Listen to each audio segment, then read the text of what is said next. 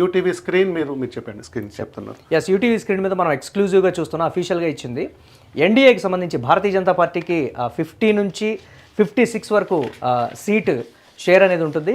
జేడీకి 56 నుంచి 62, అలాగే ఎల్జేపీకి 11 నుంచి 16, మొత్తం అలయన్స్కి సంబంధించి ఇక్కడ 121 నుంచి 141 వరకు వారు ఇచ్చినటువంటి పరిస్థితి ఉంది. మహాగఠబంధన్కి ఆర్జేడీ 67 నుంచి 76, ఇక్కడ పార్టీల వైజ్గా ఇక్కడ ఇచ్చినటువంటి పరిస్థితి ఉంది. అలాగే కాంగ్రెస్ పార్టీకి 61 స్థానాల్లో పోటీ చేసినటువంటి కాంగ్రెస్ పార్టీకి దాదాపుగా వారు ఇచ్చింది ఏంటి అని అంటే 17 నుంచి 21%, అంటే దాదాపుగా 40 సీట్ల వరకు కూడా తేడా ఉన్నటువంటి సిచ్యువేషన్ ఉన్నటువంటి పరిస్థితి. ఇక సిపిఐ ఎంఎల్, ఇక విఐపి, సిపిఐ ఎంఎల్, అలాగే సిపిఐ 10 నుంచి 14 వరకు వచ్చేటువంటి పరిస్థితి ఉంది. ఇదంతా కూడా ఇతరులు. ఇక్కడ జేఎస్పీకి మాత్రం 0 నుంచి 2, అంటే నథింగ్ బట్ 0, ఒకవేళ రాకపోవచ్చు అని కూడా ఇచ్చినటువంటి ఎంఐఎం కూడా ఉంది. ఎస్ సార్, ఇక్కడ ఎంఐఎం పార్టీకి కూడా 0 నుంచి 2, అసలు మినిమం 4 నుంచి 5 వరకు కూడా సీట్లని ఎక్స్పెక్ట్ చేశారు ఎంఐఎం నుంచి.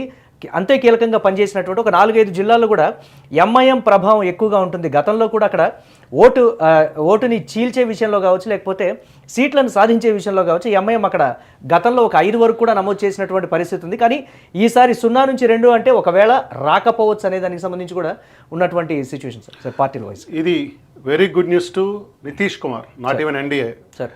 Little bad news to and BJP sir. అంటే ఓల్డ్ ఈజ్ గోల్డ్ అని నమ్మిన కాదు. ఇక్కడ ఏముందంటే బీజేపీ శ్రేణులలో సార్ ఈసారి ఎన్డీఏ అధికారంలో వస్తుంది బీహార్లో, కానీ నితీష్ కుమార్ దెబ్బతింటాడు, 40 సీట్ల పడిపోతాడు. బీజేపీ అభ్యర్థి ముఖ్యమంత్రి కాబోతున్నాడు అని చెప్పి బీజేపీ అంతర్గతంగా అనుకుంటున్నమాట. సో ఇప్పుడైతే వాళ్ళు అనుకున్నట్టు ఎన్డీఏ గెలవబోతుంది, యాక్సెస్ మైండ్ చెప్పినట్టుగా. కానీ ఎక్కువ సీట్లు జేడీయూ నితీష్ కుమార్ గెలవబోతున్నాడు, 56 to 62 గెలవబోతున్నాడు. ఇన్ని సీట్లు వచ్చిన తర్వాత ఆయన ముఖ్యమంత్రి కాకుండా వేరే ముఖ్యమంత్రి వెళ్ళడానికి సాధ్యం కాదు సార్. నితీష్ మీద అందరూ అంటారు ఒక నమ్మకం అనేది ఉండదు, రిజల్ట్స్ వచ్చిన తర్వాత కూడా ఆయన ఏదైనా మ్యాజిక్ చేయగలడు, ఏమైనా చేస్తాడని. అంటే మీకు ఎందుకంటే 2015లో అంతవరకు శత్రువుగా ఉండి ఎవరి నుంచి విభేదించి పోరాడారో లాలూ ప్రసాద్ యాదవ్తో చేతులు కలిపాడు, ఆర్జేడీతో చేతులు కలిపాడు. అవునవును. బీహార్లో ఒక రకంగా కమ్యూనిస్టుల ఏమంటారు కాంగ్రెస్ వీళ్ళందరినీ దెబ్బ కొడుతూ, లేదంటే జనతాదళ్ పార్టీని దెబ్బ కొడుతూ, లాలూ ఇటు ఆర్జేడీలో ఉంటే వీళ్ళు సమతా పార్టీ పేరుతో జార్జి ఫెర్నాండెస్ అధ్యక్షుడిగా నుంచి సమతా పార్టీతో వెళ్ళేసి బీజేపీతో కలిశారు. అక్కడ బీజేపీతో కలిసి వాళ్ళు central minister, even Nitish Kumar కూడా సెంట్రల్ రైల్వే మినిస్టర్ చేశారు, George Fernandes central defence minister చేశారు. కార్గిల్ యుద్ధం అప్పుడు జార్జి ఫెర్నాండెజే మనకు డిఫెన్స్ మినిస్టర్ ఉన్నారు. అదే సమతా పార్టీ, ఆ సమతా పార్టీనే జేడీయూ అయింది, జనతాదళ్ యునైటెడ్ అయింది. దేవగౌడ వచ్చిన తర్వాత జనతాదళ్ సెక్యులర్, జనతాదళ్ యునైటెడ్గా అయిపోయి అది చీలిపోయింది. తర్వాత సమతా పార్టీ జేడీయూగా కలిసిపోయారు వాళ్ళు. సో ఈ జేడీయూ అయింది. అలాంటి ఏదైతే లాలూ దానా కుంభకోణంలో అరెస్ట్ అయ్యేంత వరకు పోరాడి చేశారో అలాంటి లాలూతోనే కలిసి గవర్నమెంట్ ఫామ్ చేశారు 2015లో. 2 సంవత్సరాలు తిరక్కముందే అక్కడ విడిపోయి బీజేపీతో మళ్ళీ తిరిగి గవర్నమెంట్ ఫామ్ చేసి, అంటే నేనే కీ ఫ్యాక్టర్ అని ఎక్కడైనా చెప్పకనే చెప్తున్నట్టుగా ఉంది. ఖచ్చితంగా ఈ నెంబర్లు కనుక నిజమైతే నితీష్ వల్లనే తిరిగి ఎన్డీఏ గెలిచింది అనుకోవాలి. దీనికన్నా ముందు అందరూ ఏం చెప్తున్నారంటే నితీష్ ఎన్డీఏలో వీక్ ఎవరంటే నితీష్, ఇండియా మహాగఠబంధన్లో వీక్ ఎవరంటే కాంగ్రెస్ అని చెప్తా ఉన్నారు. ఈసారి నితీష్ 40 సీట్ల కన్నా తక్కువగా పడిపోతాడు. ఇది 70-75, బీజేపీకి 70+ వస్తుంది, ఆర్జేడీకి 75 దాకా వస్తాయి అనుకున్నారు. ఈ నెంబర్ కరెక్ట్ అయింది, కానీ ఈ నెంబర్లో మార్పు వస్తుంది. సో ఇక్కడ కూడా బీజేపీతో కన్నా కూడా ఎక్కువ, ఎందుకంటే ఈ మ్యాక్సిమం ఇది మినిమమే 56. మళ్ళీ నితీష్ కుమార్ పార్టీ జనతాదళ్ యునైటెడ్కి వస్తుంది. కాబట్టి ఇదే కనుక నిజమైతే మళ్ళీ నితీష్ కుమారే సీఎం అవుతాడు, బీజేపీ అభ్యర్థి సీఎం కావడానికి అవకాశం రాదు సార్. ఒకవేళ ఈ 50 నుంచి 56 కన్నా ఒకవేళ అనుకున్న దానికన్నా భారతీయ జనతా పార్టీకి కానీ ఎక్కువగా వస్తే, ఒకవేళ భారతీయ జనతా పార్టీని ముఖ్యమంత్రి అభ్యర్థిగా ప్రకటిస్తే మళ్ళీ నితీష్, అది చెప్పలేము. అంటే మనం ఇలా వేయటం తప్పు. నేను గతంలో రాసినప్పుడు రాశాను, పారానారిక ముందు విడాకుల గురించి ఎందుకు మాట్లాడతారో అది తొందరపాటు, అది మాట్లాడొద్దు. అప్పుడు ఆర్జేడీ జేడీయూ కలిసినప్పుడు బీజేపీ వాళ్ళు ఏం చెప్పారంటే వీళ్ళు ఎంతకాలం కలిసి కాపురం చేస్తారో చూద్దాం అన్నప్పుడు, పారానారిక ముందు విడాకులు తీసుకుని మీరు ఎందుకు చెప్తారా, వాళ్ళు చేసినంతకాలం కాపురం చేయనియండి. కానీ నితీష్ అనే వ్యక్తి కనుక సీఎం కాకుండా ఎక్కువ రోజులు బయట ఉండడు. ఆయన పార్టీ గెలిచి అధికారంలో ఉన్న తర్వాత అతనందరూ ఏమి కాంప్రమైజ్ కాడు. ఆయన మీద పెద్ద జోక్ ఉంది, ఉదయం పెళ్లి చూపులు ఒకరితో, మధ్యాహ్నం పెళ్లి ఒకరితోటి, రాత్రి కార్యక్రమం ఒకరితో అనేది ఉంది. ఆ కార్యక్రమం ఉంది. ఆయన అలాంటి బిహేవియర్ ఉన్న వ్యక్తే. తను తప్పుకొని ఎన్నికలప్పుడు మనకు 2020 ఎన్నికల ముందు తను తప్పుకొని తన పార్టీలో ఉన్న సీనియర్ నేత మామ్జీని సీఎం చేసి ఆయన మళ్ళీ తిరిగి దిగలేదని చెప్పి ఆయనను పక్కన పెట్టి ప్రభుత్వానికి సిద్ధపడ్డ మనిషి అతను. కాబట్టి అదేముండదు. నితీష్ కుమార్ అనే మనిషి సీఎంగా ఉంటేనే ఉంటాడు. సీఎం కానప్పుడు మీరు ఏ ఈక్వేషన్ వేసుకున్నా మళ్ళీ నితీష్ ఆర్జేడీ అంటే కాంగ్రెస్ నెలగొట్టి ఆర్జేడీ కలుస్తుంది, ఏం కలుస్తుంది చెప్పలేము. ప్రెడిక్ట్ చేసేటువంటి పరిస్థితి అది అంటే మనం చేయడం అనేది సమంజసం కాదు. సార్ కానీ నితీష్ అనే వ్యక్తి ఈ నెంబర్లు కనుక నిజమైతే, మళ్ళీ చెప్తున్నా, ఈ నెంబర్లు నిజమైతే నితీష్ అనే వ్యక్తి మళ్ళీ సీఎం అవుతాడు. బీజేపీ అభ్యర్థి సీఎం కాలేడు. అంటే బీహార్ ప్రజలు ఎక్కువగా కూడా జాతీయ పార్టీ డామినేషన్ కానీ జాతీయ పార్టీ ముఖ్యమంత్రిని కానీ వారు ఒప్పుకోరు అనేటువంటి ఒక మాట కూడా ఉంది. అది వాస్తవం. ఎందుకంటే మొదటి నుంచి కూడా మీకు ఈ ఇద్దరే ఉన్నారు కదా. గతంలో ఎప్పుడు 85, 86 తర్వాత కాంగ్రెస్ పార్టీ పోయిన తర్వాత జనతాదళ్ వాళ్ళు వచ్చారు. అప్పటి నుంచి ఆర్జేడీ ఇల్లే వస్తూ వచ్చారు కదా. కాబట్టి ఈ రెండు కూటలు ఇది ఎక్కడైనా రెండు బలమైన లోకల్ పార్టీలు ఉన్నప్పుడు జాతీయ పార్టీకి అవకాశం తక్కువ. బీహార్లో ఈ మాత్రం కూడా ఉండటానికి కారణం ఏంటంటే ఆ రోజు కొంత ఏమంటాం ఎల్కే అద్వానీ టైంలో జరిగిన కొంత రథయాత్ర ప్రభావాలు. రథయాత్ర ప్రభావం అప్పుడు ఎల్కే అద్వానీ అరెస్ట్ చేసింది బీహార్లోనే చేశారు. బీహార్లోనే చేశారు. అక్కడ ప్రభావం ఉంది. ఆ పార్టీ నిర్మాణం కొంత ఉంది కాబట్టి ఇంత దూరం వచ్చింది. కానీ లేదంటే అట్లా ఉండదు. అది పక్కన మధ్యప్రదేశ్, యూపీలో బీహారే బీజేపీనే సొంతంగా ప్రభుత్వాలు ఏర్పాటు చేస్తుంది. బీహార్లో చేయడానికి కారణం ఏంటంటే వాళ్ళకున్న అలయన్స్.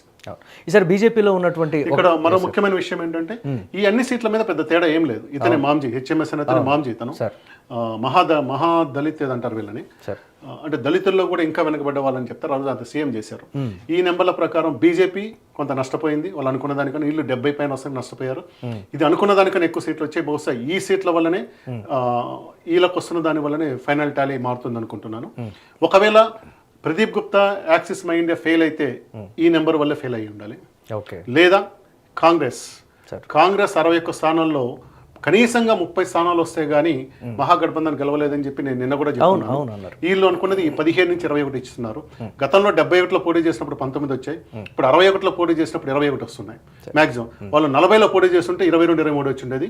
వీళ్ళు నెంబరు ఆర్జేడీ నెంబరు 76 కాకుండా 90 వరకు పోయి ఉండేది. బహుశా వీళ్ళు గెలిచి ఉండేది. సో ఈ నెంబర్ నిజమైతే 2 ఉంటుంది. ఒకటి కాంగ్రెస్ వల్ల, ఇక్కడ కాంగ్రెస్ వల్ల కూడా అంటానికి లేదు, పోయింది. తర్వాత ఊహించిన దానికన్నా నితీష్ కుమార్కి ఎక్కువ సీట్లు రావడం అనేది ఎన్డీఏ కూటమికి కలిసి వచ్చింది అనుకో. బీహార్ ప్రజలను ఎలా కన్విన్స్ చేయగలిగాడు అనేది ఒక లీడర్షిప్ ఉంది. తర్వాత నాన్ యాదవ ఓటర్స్ కన్సల్టేషన్ ఉంది. ఎక్కడైతే చిన్న చిన్న కులాలు ఉన్నాయో వాళ్ళందరినీ కూడా తీసుకురాగలిగారు. ఇది అనుకున్నంతగా విఐపి పార్టీ అనుకున్నంతగా మహాగఠబంధన్కి ఓట్లు సీట్లు తీసుకురాలేకపోయింది అనుకోవాలి. ముఖ్యమైన ఫ్యాక్టర్ ఇది మాత్రం మారుతుంది అనుకుంటున్నాను. ఏదైతే కమ్యూనిస్ట్ ఉన్నాయో సిపిఐ ఎంఎల్ ఉంది, సిపిఐ సిపిఎం ఉంది, వీళ్ళు 10 నుంచి 14 మాత్రం ఇస్తున్నారు. కానీ ఈ సంఖ్య దాదాపు 20 పోద్దని నేను అనుకుంటున్నాను. ఒక సిపిఐ ఎంఎల్ మాత్రమే ఒక 10-12 వరకు గెలగలుగుతుంది. సిపిఎం 2, సిపిఐ 1 గెలిచి అట్లా గెలవటం ఈ నెంబర్ మాత్రం కొంచెం పెరుగుద్ది అనుకుంటున్నాను. మహాగఠబంధన్ ప్రధానంగా ఎన్నికల్లో చెప్పినటువంటి ఒక మాట సార్, ఒకవేళ ఎన్డీఏ కానీ కూటమి గెలిస్తే ఇక్కడ సీట్ షేరింగ్ అని లేకపోతే ముఖ్యమంత్రి పదవిలో ఒక 2 సంవత్సరాల ఒకళ్ళు 3 సంవత్సరాల ఒకళ్ళు అనేటువంటి ఒక నినాదాన్ని కూడా తీసుకువెళ్ళింది. సో అది కూడా ఇక్కడ ఎఫెక్ట్ చూపించలేదు అనేటువంటి ఒక మాట సార్. నాకు తెలిసి పబ్లిక్ అలాంటిది ఏమీ చెప్పలేదు. ఒకటే ఏం చెప్పారంటే నితీష్ మా ముఖ్యమంత్రి అభ్యర్థిని మాత్రం ప్రకటించలేదు. ఇంకొక రాష్ట్ర స్థాయి నాయకుడు ఎవరో చెప్పారు ఎన్నికల తర్వాత అభ్యర్థి ఉంటారని చెప్పారు తప్పితే కానీ నితీష్ అభ్యర్థి కాలేదని చెప్పలేదు. ఓటర్కి ఏంటంటే నితీషే సీఎం అనేది అనుకుంటాడు తప్పితే నితీష్ సీఎం కాడని అనుకోడు. దానివల్ల అది ఆ ఫ్యాక్టర్ ఇది సీఎం క్యాండిడేట్ అనేది పెద్దగా ప్రభావం చూపించుండదు సార్. ఇక్కడ పార్టీస్ వైజ్గా అండ్ అలయన్స్ వైజ్గా కూడా సార్ చాలా వరకు ఇంపాక్ట్ చూపించినటువంటి సిచ్యువేషన్ సార్ మ్యాక్సిమం. కానీ ఇక్కడ రెండు కూడా 18 ఇక్కడ భారతీయ జనతా పార్టీ చేసిన దగ్గర 18 ఓవరాల్గా వచ్చినప్పుడు 43, వీళ్ళు 41. సో బహుశా ఈ ఫ్యాక్టర్ కనుక మారి ఉంటే కొంచెం ఇది పెరిగి ఉండడానికి అవకాశం ఉంది. విఐపి పార్టీ అనుకున్నని ఓట్ పర్సెంటేజ్ తీసుకురాగానే ఇది మారి కలిగి ఉండేది.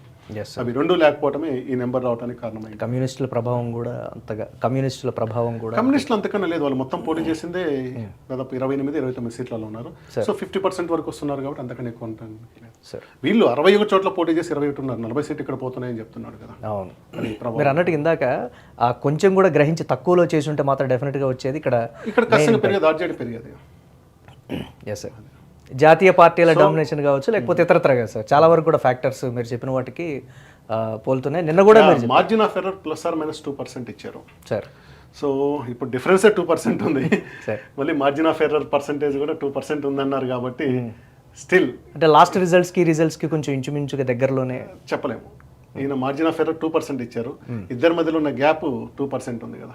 చూద్దాం సార్ 14వ తారీఖు ఏ విధమైనటువంటి పరిస్థితులు ఉంటాయో అసలు అంటే ఇది ఒక రకంగా అదర్ వే రీడ్ చేయాలనుకుంటే ఇవన్నీ ఏమి చూడకుండా సార్ కేవలం ఇది మాత్రమే చూస్తే 43-41 పోటీగా ఉంది, ఎవరికైనా అవకాశం ఉన్నట్టుగా చూడాలి. సార్ ఇక్కడ మాత్రం మనకు దాదాపు ఒక 23 సీట్లు తేడా కనిపిస్తా ఉంది.